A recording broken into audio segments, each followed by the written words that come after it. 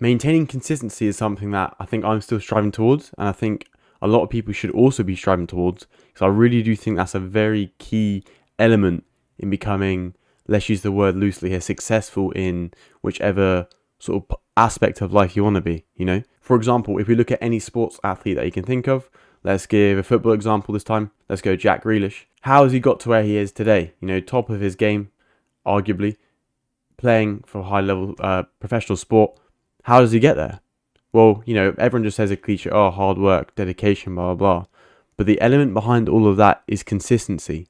The hard work and the dedication is derived from this consistent mindset and behavior towards a certain skill. And by that I mean he's consistently playing, or has been consistently playing football for decades, right? Started when he was a younger child, I'm assuming. Just like most of these athletes nowadays, you start off very young. You get into that routine and mindset, you know, body and brain wise, to push your body to extremes in this skill. We're using the football example.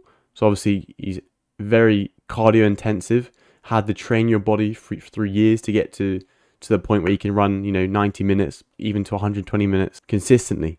So you'll be noticing I'm using the word consistency a lot through this video, because I'm trying to emphasize how important consistency in life is. Back to the example, consistency of training, consistency of always playing week in, week out, no matter how he's feeling, has got him to where he is today. However, I can't speak on his behalf of, you know, how he's felt through his times, etc. So if I revert back to my feelings and my experiences on an example, it may be more relevant to people that are watching and can gain some more insight on the word consistency and what it is to maintain it through life. So if I give another example of me wanting to improve at maths, right, at GCSE.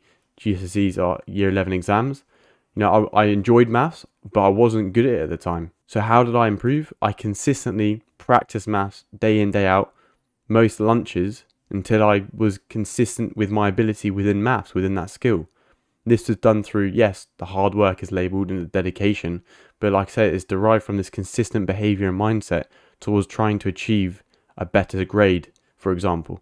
And the crazy thing about all of this is I feel like it's not spoken enough that if you're just consistent, even the smallest amount per day, let's say you're learning a language, 10, 15, 20 minutes a day, consistently over time, will build your knowledge in that language a lot faster than someone who dumps loads of knowledge into language in a week, because you have that longer time frame and that consistent behavior again and mindset and training your mind absorbing information slowly but more appropriately. This is why I wanted to shed some light on this topic, because like I said, I really feel like it's like the secret, almost a secret sauce, as they say in the Krabby Patty formula, as they say in SpongeBob.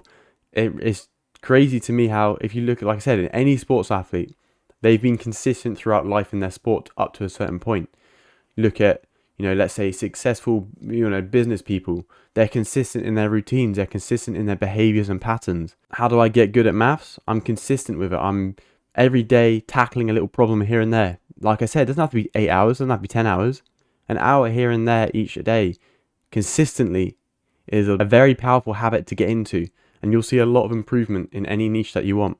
The reason why I think consistency is overlooked is because it's almost like battling the inner demons in your head. And this is usually labeled procrastination, right? Obviously, you have people out there naturally smarter than others, naturally more intelligent, and have the ability to learn things a lot quicker than others. But for the general use of this example, or examples, being consistent when you're not feeling it is really when you show true dedication, and that's when the hard work gets applied. There's a reason why there's a limited number of people that are professional in a certain sport and that are professional in a certain skill, because of, like I said, the consistent effort through their dedication, hard work consistently is what has got them to the top of that niche, the top of that skill. If it was that easy, everyone would do it, as a cliche saying is, but it's very true. I enjoy maths, and let's say I did maths Monday, Tuesday and Wednesday, I woke up, I'm not feeling maths today.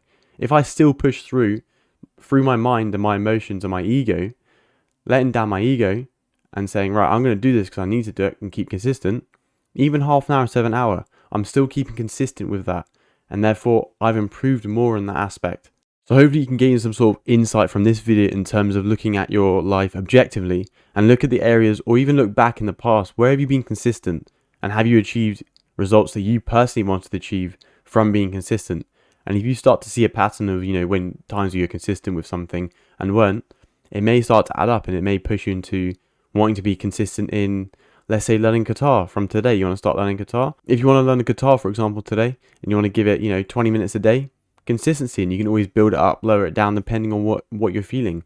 But like I said, that consistent effort towards that niche is what will get you from A to B to B to C to C to D. And I want to leave you with another quote, and I think I will leave these videos that are specifically oriented around words with little quotes derived from the word itself. This one is by Kenny Dasinger. Being persistent may lead you to the door, but consistency is the key which unlocks it.